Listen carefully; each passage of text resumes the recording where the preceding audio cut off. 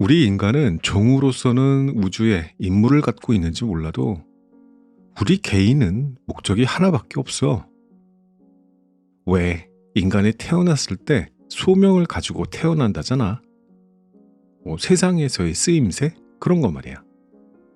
그런 거 없어. 태어난 게 목적이야.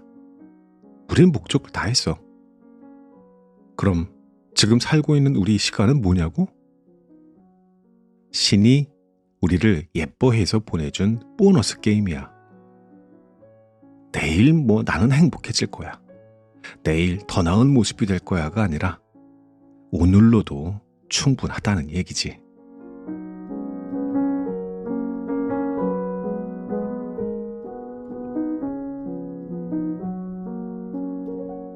안녕하셨습니까? 가을 아저씨, 책 읽는 자작입니다.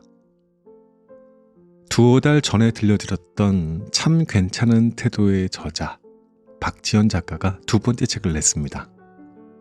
제목은 참 괜찮은 말들, 펴낸 곳은 메이븐입니다.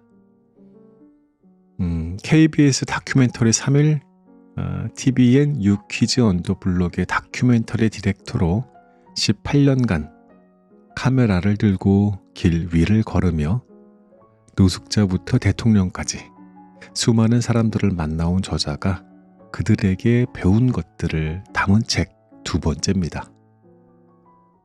저자는 그 긴 시간 동안 참 많은 사람들을 만났습니다. 한센병 환자 할머니, 시골 시장 뒷골목의 아주머니, 작은 섬의 슈퍼 할아버지, 일본의 영화 감독, 뉴욕 이슬람 사원의 승려, 남프랑스의 와인 소믈리에까지. 서로 태어난 곳도 다르고 성장 배경도 천차만별이었지만 그들에게는 한 가지 공통점이 있었다고 합니다. 그들은 자기 자신에게도 타인에게도 비관적인 말을 함부로 내뱉지 않았대요. 아무리 절망적인 상황에서도 타인에 대한 따뜻한 태도를 잃지 않았고 세상 탓도 하지 않았습니다. 말 한마디가 누군가에게 얼마나 큰 상처가 될 수 있는지를 알고 있기에 깊은 성찰 없이 비관을 입에 올리지 않았던 것이죠. 이 책에는 그렇게 인생의 고난 속에서도 굴하지 않고 자신의 삶으로 증명해낸 이들의 담백하고 진솔한 말들, 그 중에서도 저자에게 가장 큰 힘이 되었던 쉬운 7개의 말들이 담겨 있습니다. 인정받기 위해서 애쓰다 지쳤을 때 다독여주던 말, 길을 잃고 헤맬 때 쓸데없는 경험은 없다고 말해주던 말, 불공평하고 불합리한 세상에서 자신만의 방식대로 한 발 한 발 앞으로 나아가는 법을 가르쳐준 말들입니다. 저자는 책에서 이렇게 말합니다. 오늘은 한마디라도 진심이 담긴 예쁜 말을 건네보면 어떨까? 비난하는 것 대신 이해의 말을, 무심한 침묵 대신 따뜻한 격려의 말을, 조급한 말 대신 여유 있는 말을. 그러면 적어도 오늘은 꽤 괜찮은 하루가 되지 않을까 하고요. 세상의 소란 속에서도 삶의 중심을 잃지 않는 법, 그 어떤 순간에도 타인에게 따뜻하고 다정할 수 있는 힘. 이 책이 마음 둘 곳 없을 때 우리에게 조금이나마 힘이 되어주기를 바라면서 본문 들려드리겠습니다.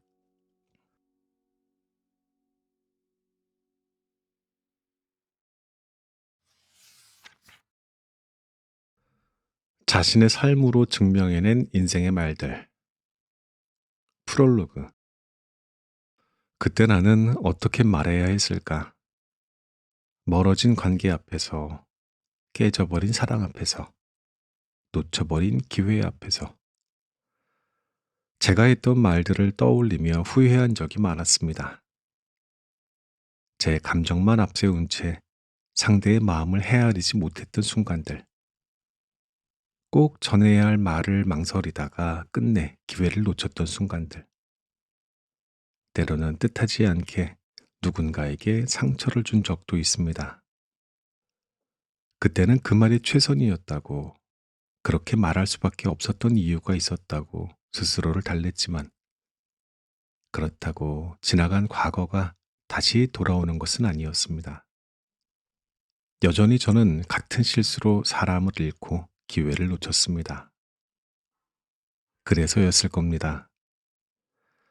적절한 순간에 적절한 말을 건네는 사람, 말을 예쁘게 하는 사람, 신중하게 말을 고르는 사람들을 보면 눈길이 같고, 말을 함부로 하는 사람, 마음과는 다른 말을 내뱉는 사람들을 보면 저도 모르게 안타까운 마음이 들었습니다.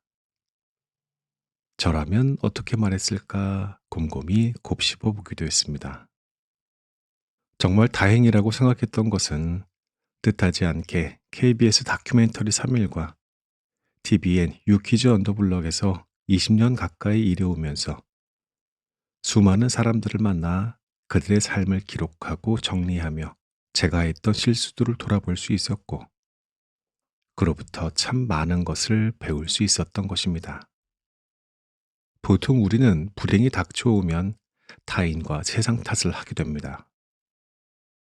그런데 그들은 아무리 절망적인 상황에서도 타인에 대한 따뜻한 태도를 잃지 않았으며 함부로 세상 탓을 하지 않았습니다.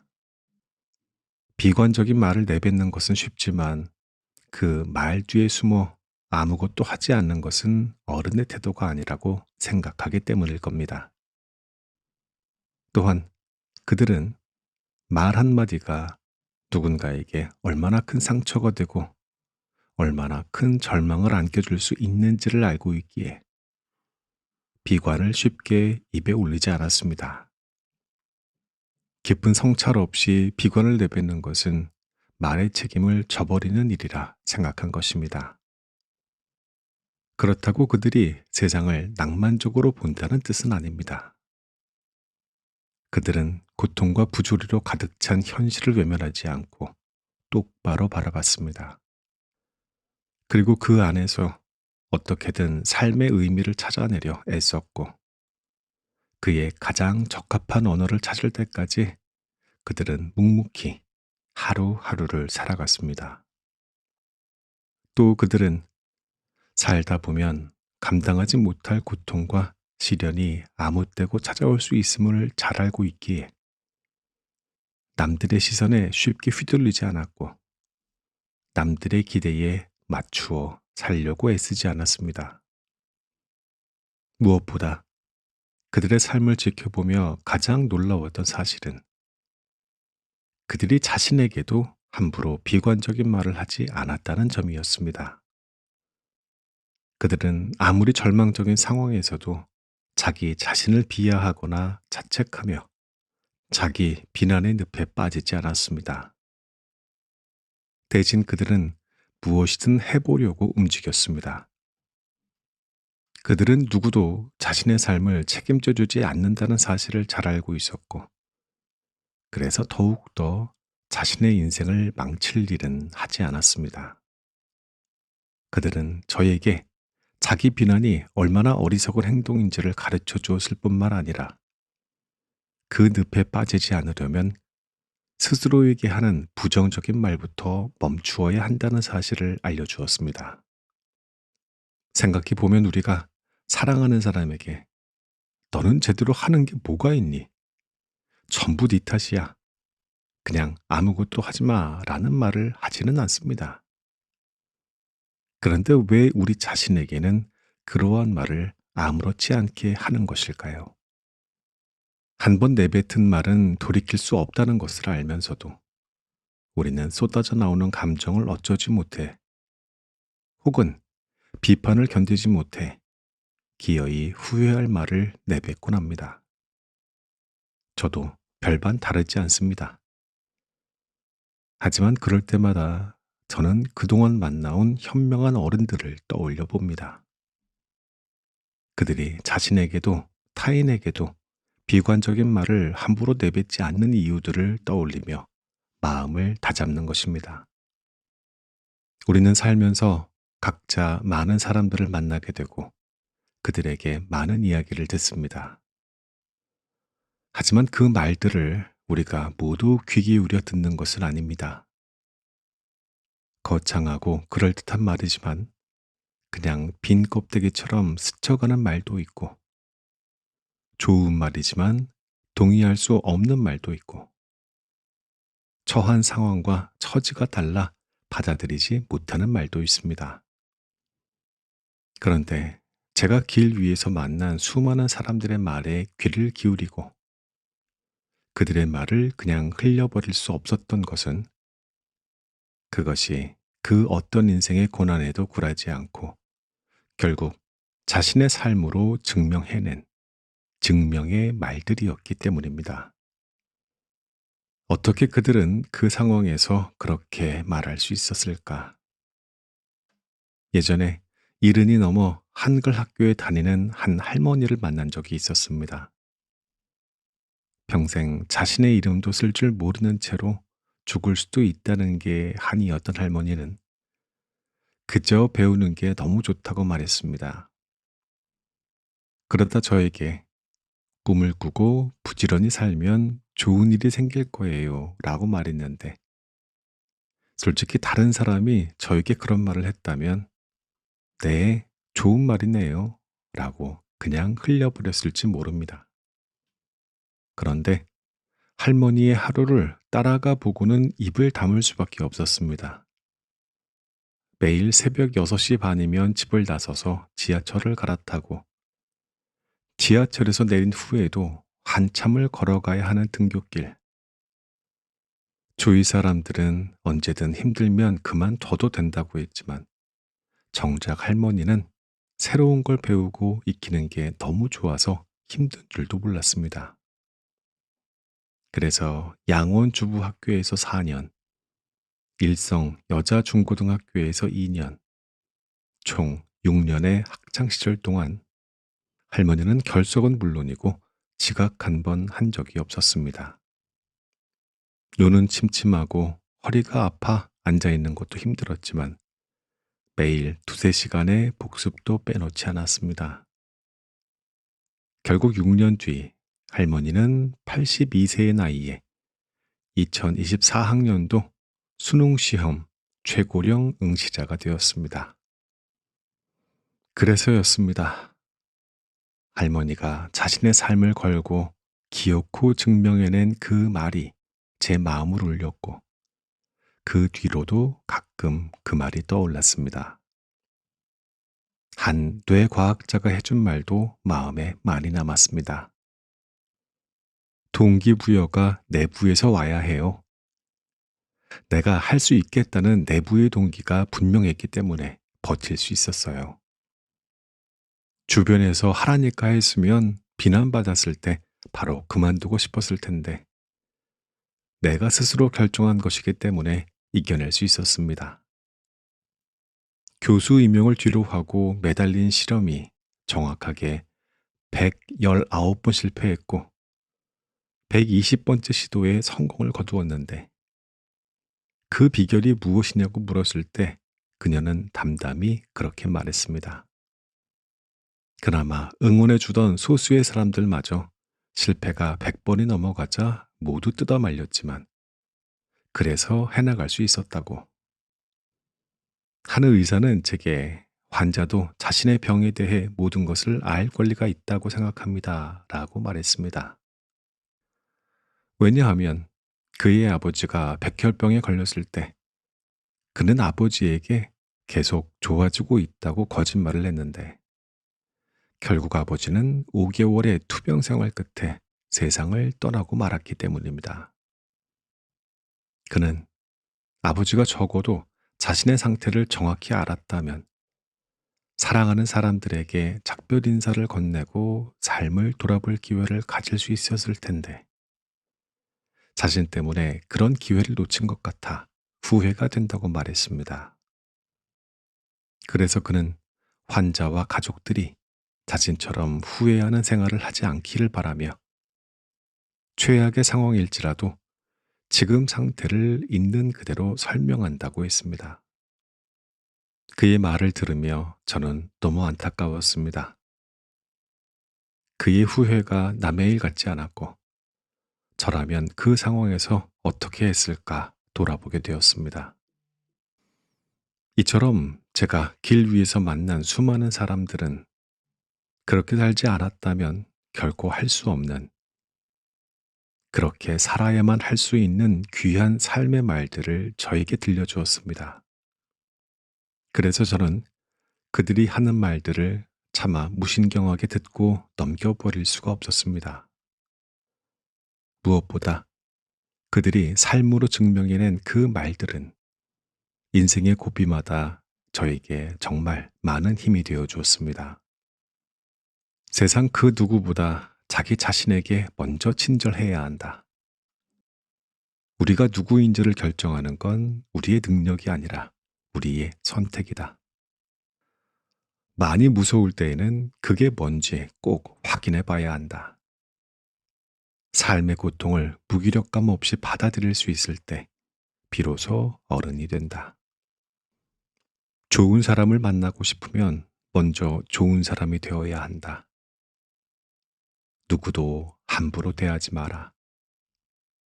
그 말들은 제가 인정받기 위해 애쓰다가 지쳐버렸을 때 저를 다독여 주었고, 그 어떤 것도 위로가 되지 않을 때 따뜻한 위로가 되어 주었으며, 사람이 싫은 날엔 충분히 그럴 수 있다고 저를 달래주었습니다. 제가 길을 잃고 헤맬 때에는 지금 있는 그 길에서도 배울 게 많다고, 쓸데없는 경험은 없다고 말해 주었습니다. 그리고 무엇보다 그 말들은 불공평하고 불합리한 세상에서 제 방식대로 한 발 한 발 앞으로 나아가는 법을 가르쳐 주었습니다. 아무리 마음을 다잡아도 시끄럽고 소란스러운 세상에서 하루하루 살아간다는 것이 쉬운 일은 아닌 것 같습니다. 그래서 저는 참 운이 좋다고 생각합니다. 저를 부끄럽게 만들고 더 나은 방향으로 나아가게끔 만들어주는 사람들을 많이 만날 수 있었기 때문이죠. 그들은 때론 변화의 말을, 때론 위로의 말을, 때론 통찰의 말을, 때론 지혜의 말을 건넸고, 그 수많은 말들을 듣고 또 들으며 저는 어느새 단단해질 수 있었습니다. 그래서 저는 바랍니다. 인생의 어느 시절 저를 붙잡아준 말들이 당신에게도 가닿기를. 그래서 오늘 하루만이라도 당신이 비난 대신 이해의 말을, 무심한 침묵 대신 따뜻한 격려의 말을, 조급한 말 대신 여유 있는 말을 건넬 수 있기를. 그러면 말 때문에 사람을 놓치고 기회를 놓쳐서 후회하는 일은 분명 줄어들 수 있을 것입니다. 그리고 적어도 오늘은 꽤 괜찮은 하루가 되지 않을까요? 그런 하루하루가 모인다면 꽤 멋진 인생이 되지 않을까요? 2025년 가을에 박지현.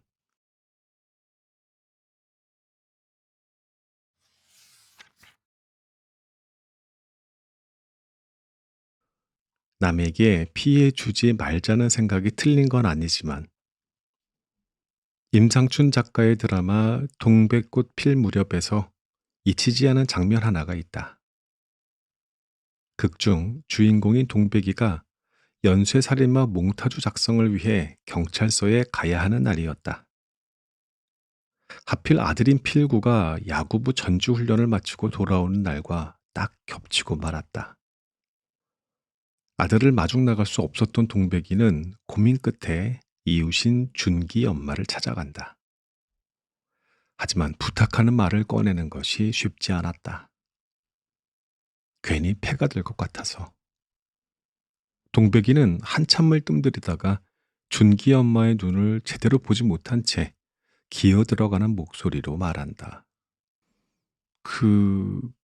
그래가지고요. 몽타주? 그거를 완성해야 되는데, 한 두세 시간 걸린다고. 근데 그게 경찰이라서 제가 그 약속을 미룰 수가 없어 가지고요. 정작 본론은 꺼내지도 못하는 동백이를 답답해하며 준기 엄마가 말한다. "뭐 필구 맡아 달라고?" 네. 언니가 좀 바쁘시죠?" 그러자 준기 엄마가 미간에 주름을 잡고 목에 핏대까지 세워가며 말한다. "얘, 얘, 얘. 너 너무 그렇게 예의 차려도 정이 안 가. 어? 필구랑 준기랑 죽고 못 사는 거 이 동네가 다 아는데 어떻게 이제야 처음으로 나한테 애 맡아 달라는 소리를 해? 어? 그 소리를 뭘 그렇게 애를 쓰고 하고 자빠졌어?" 고개를 숙였던 동백이가 그제야 얼굴을 들며 묻는다. "그럼 우리 필구 좀 맡겨도 되는 거였어요?" "네가 필구를 맡겨야 나도 준기를 너한테 맡기고 개 모임을 갈 거 아니여. 아, 왜 맨날 너만 새색시 내외하듯 그랴. 너 참 내 말 유념해. 사람이 말이여. 서로 엉기고 막 치대고 염치 없고 그래야 정도 들고 하는겨. 그러면 우리 필구 밥도 좀..." "우리는 밥뿐만 아니라 똥도 닦아줘 우리는." 그제야 동백이는 경직되어 있던 얼굴을 풀고 한결 가벼운 미소를 지으며 말한다. "그러면 부탁 좀 드릴게요." 그동안 나도 동백이처럼 굴었던 때가 많았다. 부탁하는 것이 괜히 상대에게 민폐가 될까봐 조심스러웠고, 그러다 결국 말조차 꺼내지 못한 적이 많았다. 남이 나에게 부탁을 해오면 웬만한 건 들어주려 애쓰면서도 정작 나는 그러지 못한 것이다. 그런데 나는 그것이 이상하다거나 틀렸다고 생각해 본 적은 없다. 도저히 혼자 힘으로는 안 될 것 같은 문제를 만나도 당연히 그 문제를 푸는 건 내 몫이라고 여겼다. 아니, 그렇게 하는 것이 독립적인 인간의 바람직한 자세라고 생각했다. 그런데 드라마의 그 장면을 보며 처음으로 준기 엄마의 입장을 생각해 보게 되었다. 자신은 똥까지 닦아줄 만큼 격없이 도와줄 준비가 되어 있는데 정작 그 앞에서 상대가 작은 부탁조차 망설이며 말 꺼내기를 주저한다면 얼마나 서운할까. 우리 사이가 가깝다고 믿었는데 상대가 깍듯이 예의를 차리는 모습을 보며 오히려 벽을 느끼지 않을까. 준기 엄마의 말처럼 서로 엉키며 흠도 보여주고 신세도 질 줄 알아야 상대도 편안해하지 않을까. 때로는 맨 얼굴로 약한 모습도 자연스럽게 보여줄 수 있을 때 관계가 익어갈 수 있지 않을까. 하지만 그럼에도 누군가에게 도와달라는 말을 하는 게 맘처럼 쉽지 않았다. 나의 약한 모습을 드러냈다가 상대방이 실망할까 두려웠고, 혹시나 거절당하면 상처받을까봐 두렵기도 했다. 그런데 언젠가부터 그런 나에게 신기한 한 사람이 눈에 들어오기 시작했다. 우연히 찾게 된 작은 찻집. 테이블이 많지 않다 보니 나는 어느새 주인과 마주보는 바 자리에 앉게 되었다. 그래서 자연스럽게 몇 마디를 주고받던 중 그녀는 이것도 맛보라며 다른 차와 간식을 내어주었다. 처음 만났는데에도 대화는 술술 풀렸고, 그러다 보니 오가는 대화는 자연스럽게 깊어졌다. 얼마 지나지 않아 나는 다시 그 찻집을 찾게 되었고 자연스럽게 단골이 되었다.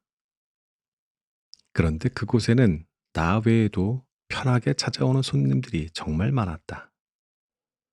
경상남도 창녕 출신으로 어머니가 내려준 차를 마시며 위로받았던 마음을 남들에게도 전해주고 싶어서 찻집을 열었다는 주인은 언제나 손님이 오면 반갑게 맞이하며 잘 지냈냐고, 밥은 먹었냐는 말을 빠짐없이 건넸다.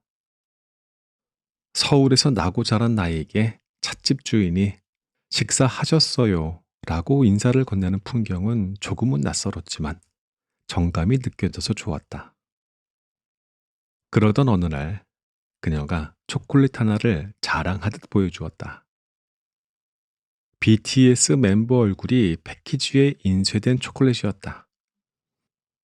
그녀는 BTS 멤버 7명 중 한 명의 얼굴이 인쇄된 초콜릿을 구하지 못해 아쉬워하고 있었는데 친한 친구가 회사 근처 편의점을 샅샅이 뒤져서 구해다 주었다고 했다.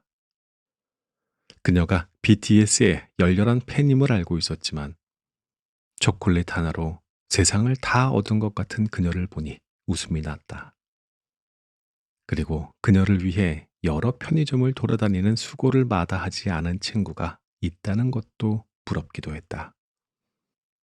얼마 뒤 찻집을 다시 찾았을 때였다. 그녀는 나에게 저녁 때 BTS 콘서트 티켓 예매가 시작되는데 꼭 성공하고 싶다며 의지를 불태웠다. 친한 친구들한테도 저녁 8시에 시작하는 티켓 예매에 참여해달라고 부탁했단다. 그 말을 듣고 나는 속으로 많이 놀랐다. 나 같으면 절대 그런 부탁을 못했을 것 같았기 때문이다. 친구가 부담스러워하지 않을까. 바쁠 때인데 괜히 나 때문에 시간을 빼앗는 것이 미안해서 말도 못 꺼냈을 것이다. 결국 그녀는 티켓팅에 성공했다. 그녀는 실패했지만 한 친구가 남자친구와 데이트 중 일부러 PC방을 찾아가 기어코 예매에 성공한 것이었다. 아무렇지 않게 부탁하는 그녀와 그 부탁을 기꺼이 들어주는 친구들. 그녀가 아무렇지 않게 부탁을 할 수 있었던 건 자신 또한 친구들 일이라면 당연히 발벗고 나설 게 너무나 분명했기 때문일 것이다. 나는 그녀에게 말했다. 저는 그런 부탁을 잘 못해요. 폐가 될까봐. 또 거절당하면 어쩌나 하는 마음도 크고요.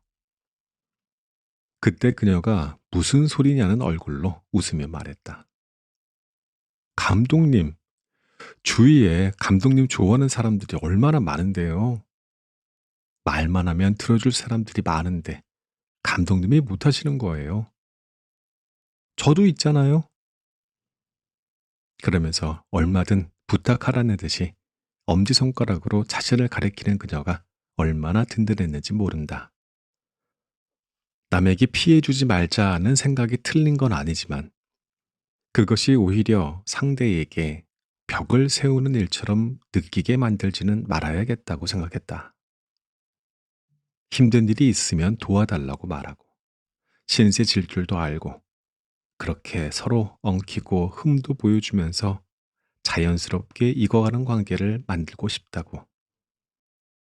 그러니 동백이가 그랬듯이 용기를 내보자고.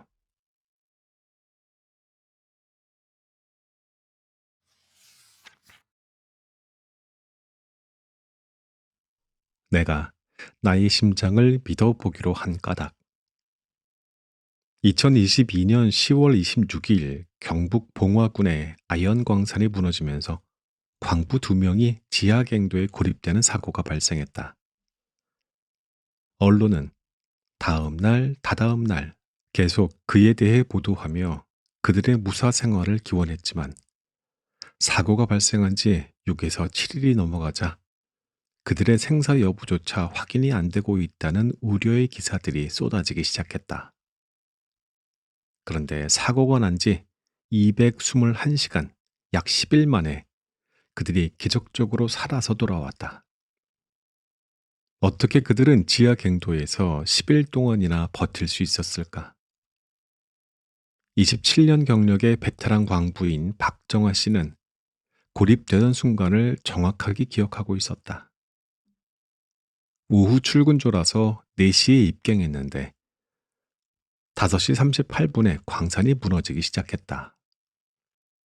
고립된 곳은 지하 190m로 아파트로 치면 60층 높이에 해당하는 지하 공간이었다. 엄청난 굉음과 함께 암석과 토사물이 쏟아져 내렸고 2시간 뒤 잠잠해져서 확인해 보니 출입구 쪽이 파이프와 나무 등이 얽혀 있어 도저히 빠져나갈 수 없는 상태였다. 하지만 그는 분명 동료들이 자신들을 구출해 줄 것이라고 믿었다. 그래서 막장일을 시작한 지 나흘밖에 안 되어 두려움에 떨고 있던 신참을 다독이며 비닐로 천막을 두르고 긴 판장을 잘라 모닥불을 피워 체온을 유지했다. 고립 2일차에는 괭이 2자루를 이용해 탈출구를 마련하고자 10m가량 굴을 팠다. 하지만 그 안쪽도 이미 붕괴가 된 상황이었다. 더 이상은 무리라고 판단한 그들은 철수를 선택할 수밖에 없었다. 먹을 것이 아무것도 없는 상황에서 유일한 식량은 고립 당시 가지고 있었던 커피 믹스 30개였다. 전기가 나가서 커피포트를 사용할 수 없는 상황이라 모닥불에 커피를 끓여 먹었어요. 그게 식사 대용이 되더라고요. 그런데 4일차 되니까 커피 믹스도 다 떨어져 먹을 게 물밖에 없었습니다. 안반에 스며든 물을 통에 받아 먹었는데 금속 광산이다 보니 냄새가 났어요. 그래도 저는 꾹 참고 먹었지만 신참은 먹고 토하고 그랬죠. 게다가 구조 작업을 하면 발생할 수 있는 발파 소리나 기계 소리가 너무 멀리서 들렸다. 자신들이 있는 지점을 잘못 알고 있는 것 같아 불안했다. 그럴 때마다 그는 옆에 있던 신참을 보며 혼자가 아니라서 정말 다행이라는 생각을 했다. 그는 유일한 버팀목인 신참이 조금이라도 안정을 되찾았으면 하는 마음에 전기가 끊겨서 수신이 안 되는 인터폰을 들고 농담을 하기도 했다. 아하, 여기 지하 3편인데요. 오리백숙 하나 끓여주세요. 혹시 전복 있으면 2~3마리 넣어서요. 언제 나올 거냐고요? 그건 잘 모르겠어요. 일단 끓여 놓으세요. 다행히 신참은 그의 농담에 웃음을 터뜨렸고 그도 따라 웃었다. 하지만 고립된 지 일주일이 지나가자 육체와 정신의 에너지가 바닥이 나기 시작했다. 고립 9일차가 되었을 때 신참이 마지막으로 매몰 지점으로 가서 한 번만 더 구조 요청을 해보자고 했다. 그런데 헤드랜턴을 켜니까 불이 깜빡거리기 시작했다. 그는 순간 처음으로 두려움을 느꼈다. 그 불마저 꺼져버리면 암흑 속에서 아무것도 보이지 않아 한 발짝 움직이는 것조차 힘들어지기 때문이다. 그는 애써 두려움을 떨쳐내며 신참과 함께 매몰 지점으로 가서 바깥으로 연결되어 있는 파이프를 때리고 있는 힘껏 소리를 치며 구조를 요청했다. 우리가 여기 있다고. 제발 여기로 와서 우리를 구해달라고. 하지만 1시간이 지나도 아무 반응이 없었다. 무거운 마음으로 있던 자리로 돌아왔는데 나무 장작도 6개밖에 남지 않았음을 알게 되었다. 이대로 죽는 걸까? 그는 죽음이 문턱까지 왔다는 생각에 아찔했지만 이내 정신을 차리고 신참에게 말했다. 그래도 우리 안 죽고 살아있잖아. 그리고 2~3시간쯤 흘렀을까? 발파 소리와 함께 어둠을 뚫고 빛이 들어왔다. 자신들의 믿음에 화답이라도 하듯 동료들이 결국 그들을 찾아낸 것이었다. 그렇게 그와 신참은 10일 만에 기적적으로 무사 생還했고 사람들은 극한의 상황에서도 10일 동안이나 버텨낸 그들의 강한 정신력에 놀라움과 찬사를 보냈다. 나는 박정아 씨가 갱도를 걸어 나오는 모습을 보면서 불현듯 예전에 취재했던 흉부외과 수술실이 떠올랐다. 그날 수술실에서는 75세 환자의 심장 판막 교체 수술이 진행되고 있었다. 쉽지 않은 수술인 만큼 의사들은 극도로 긴장한 상태였고, 한편에서 수술을 지켜보고 있는 실습생도 마찬가지였다. 6시간의 긴 사투 끝에 수술이 성공적으로 끝나자 다들 안도의 한숨을 내쉬었다. 그런데 집도의가 갑자기 실습생을 곁으로 불렀다. 실습생에게 심장을 직접 보여주기 위해서였다. 살짝 잡아서 심장 뛰는 거 어떻게 볼래? 좌심실이 수축하는 힘이 느껴지지? 이게 우리 가슴 안에서 뛰고 있는 거야. 생각했던 것보다 엄청 힘이 세지. 나는 실습생에게 책과 동영상을 통해서만 보던 심장을 직접 만져본 느낌이 어떠냐고 물었다. 그러자 그는 상상했던 것 이상으로 심장이 강하게 뛰고 있다고 말했다. 쿵쾅, 쿵쾅. 그것이 가슴 안에서 계속 뛰고 있다는 게 불안할 정도로 그 힘이 강하다고도 했다. 마치 성난 황소의 발길질 같달까. 나는 기적적으로 갱도를 걸어 나오는 광부를 보며 열흘 동안 1분 1초도 쉬지 않고 성난 황소처럼 강하게 뛰고 있었을 그의 심장을 상상했다. 생각해보면 살아있는 한 심장은 절대로 멈추지 않는다. 그리고 그 어떤 순간에도 두려울 만큼 자신의 본분을 다한다. 박정아 씨가 고립된 첫날에도 10일 뒤 구출된 날에도 어김없이 심장은 뛰고 있었다. 그러니 인간이 살겠다고 굳게 마음먹으면 어디까지 버틸 수 있을지 아무도 모르는 일 아닐까. 그래서 나는 뭐든 지레 겁먹고 포기하기보다는 일단 포기하지 않는 쪽을 선택하기로 한다. 내가 어느 만큼 버틸 수 있는지는 결국 부딪혀 봐야 알 일이다. 나는 그렇게 지금도 강하게 뛰고 있는 심장을 굳게 믿어보기로 한다.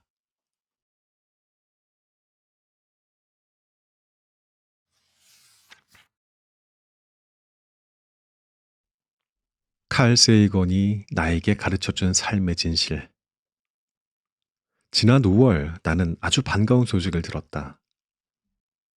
미국 항공우주국 나사에서 20년 넘게 작동하지 않던 탐사선 보이저 1호의 엔진을 복구했다는 소식이었다. 지구에서 약 250억 킬로미터 떨어진 심우주를 떠돌며 별과 별 사이를 탐사하던 보이저 1호를 원격으로 수리한 것이다. 보이저 1호는 1977년 9월 5일 발사되어 인류 역사상 가장 먼 우주 여행을 하고 있는 무인 탐사선이다. 그 안에는 안녕하세요라는 한국어로 된 인사말을 비롯해 55개국 언어로 된 인사말과 갓 태어난 아기의 울음소리, 베토벤 교향곡 5번 1악장, 기차 경적 등이 담긴 골든 레코드가 탑재되어 있다.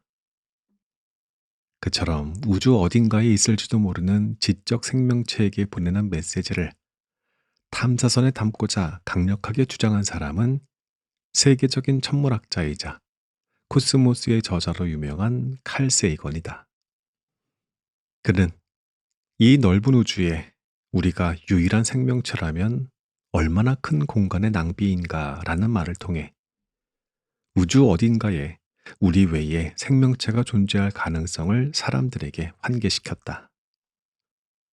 골든 레코드에 미국의 지미 카터 대통령은 이런 메시지를 남겼다. 이것은 멀리 떨어진 작은 행성에서 보내는 선물입니다.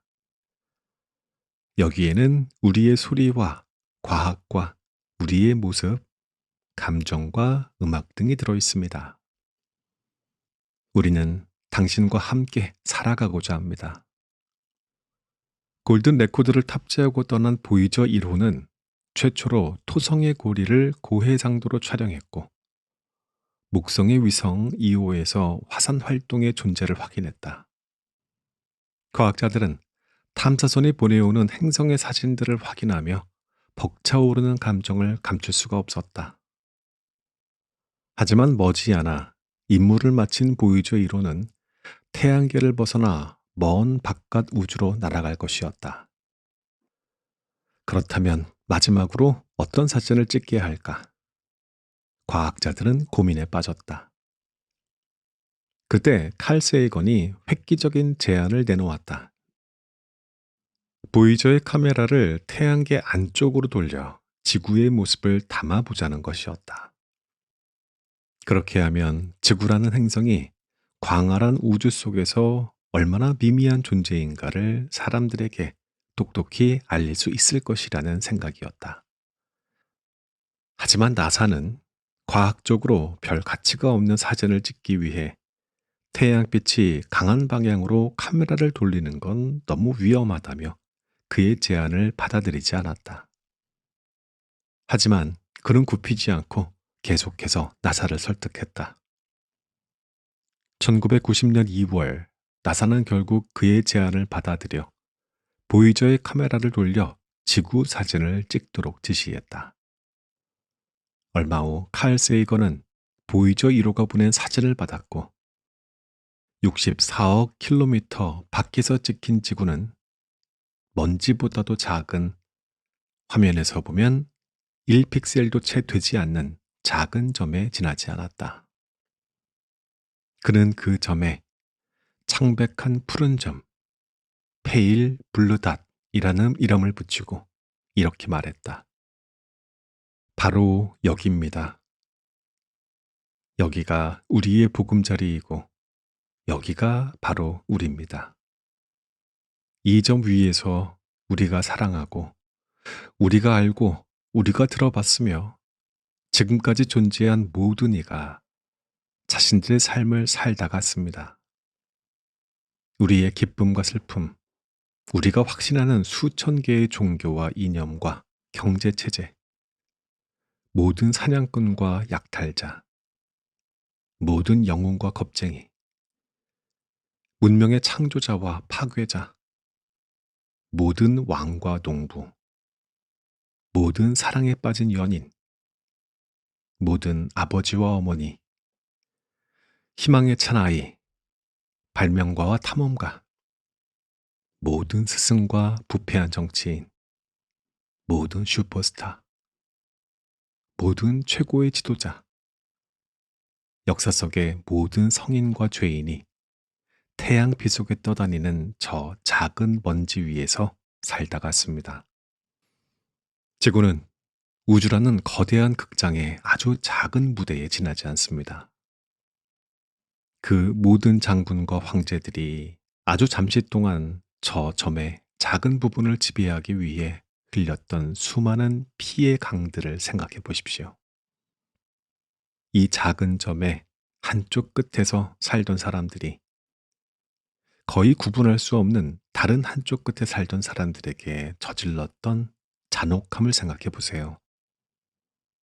서로를 얼마나 자주 오해했는지, 서로를 죽이려고 얼마나 애를 써왔는지, 그 증오는 얼마나 깊었는지, 우리의 허세, 우리의 자만심, 우리가 세상에서 특권을 가진 존재라는 착각에 대해 저 창백하게 빛나는 푸른 점은 철저히 반박합니다. 그러면서 그는 지구가 거대한 우주 속에서 하나의 알갱이에 불과하지만 좋든 싫든 우리가 머물 곳은 현재 지구뿐이기에 서로를 좀 더 따뜻하게 대하며 지구라는 유일한 보금자리를 소중히 보존해야 한다고 말했다. 그리고 너무나도 크고 광활한 우주에서 우리 인간은 외로운 존재이고 그 외로움을 버틸 수 있는 유일한 방법은 사랑뿐이라고 강조했다. 나는 창백한 푸른 점을 처음 본 날을 잊을 수가 없다. 나는 그날 이 우주 속에서 얼마나 작은 존재인지 알아차림과 동시에 나와 함께 이 지구상에서 살아가는 모든 이가 증오나 배척의 대상이 아니라 연대의 대상임을 자연스럽게 깨달았다. 그 점 위에서는 그가 어떤 인종이든 어떤 종교를 가졌든 어떤 정치 성향을 가졌든 남자이든 여자이든 그런 구분은 아무런 의미가 없기 때문이다. 그저 우리는 모두 창백한 작은 점 위에 살고 있는 똑같은 생명체일 뿐이다. 그것은 그 누구도 타인을 무례하게 대할 권리를 가지고 있지 않으며 오히려 타인을 이 지구에서 함께 살아가는 생명체로서 마땅히 존중해야 함을 일깨운다. 그리고 우리가 해야 할 일은 인간이 언제든 증오와 허세와 자만심과 특권의식에 빠져 어리석은 행동을 저지를 수 있음을, 그것이 우리 모두를 멸망의 길로 이끌 수 있음을 잊지 않는 것이다. 우리는 곧 사라지겠지만 우리의 후손들은 지구 위에서 계속 살아가야 한다. 그리고 그 지구를 망칠 권리는 현재 살아있는 80억 명의 사람 중 그 누구도 가지고 있지 않다. Never wanted anybody, never wanted anybody but you.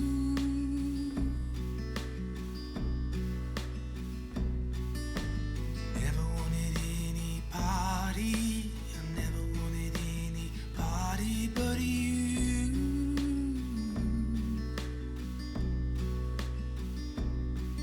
I've tried.